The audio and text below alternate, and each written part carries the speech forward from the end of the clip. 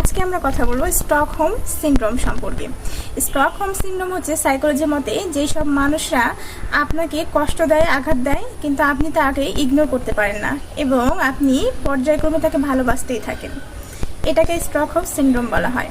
তো এই ধরনের যে বন্ডিংগুলো রয়েছে এগুলোকে ট্রমা বন্ডিং বলা হয়। একটা মানুষ আপনাকে ভালোবাসছে আবার পক্ষান্তরে অনেক ইগনোর করছে, খারাপ ব্যবহার করছে, এতটা দুর্ব্যবহার আপনি সহ্য করার পরে যখন আপনি চাচ্ছেন তার থেকে দূরে সরবেন, ঠিক সেই মুহূর্তেই মানুষটা যদি আপনাকে আবার ভালোবাসতে আসে, একটু অ্যাটেনশন দেয়, তাহলে আপনি আবার তাকে ভালোবাসতে শুরু করেন, তাকে বিশ্বাস করতে শুরু করেন এবং আপনি মনে করতে থাকেন সেই মানুষটি হয়তোবা আবার আগের মতো ভালো হয়ে যেতে পারে।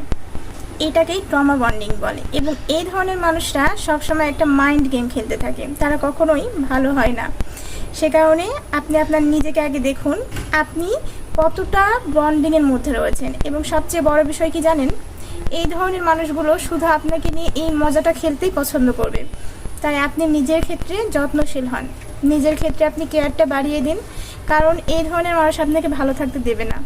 তাই নিজেকে ভালোবাসতে যখন শিখবেন, আস্তে আস্তে আপনি এই জায়গা থেকে রিকভার করে নিজের জীবনে ভালো থাকতে শিখবেন। তাই নিজের প্রতি যত্নশীল হন।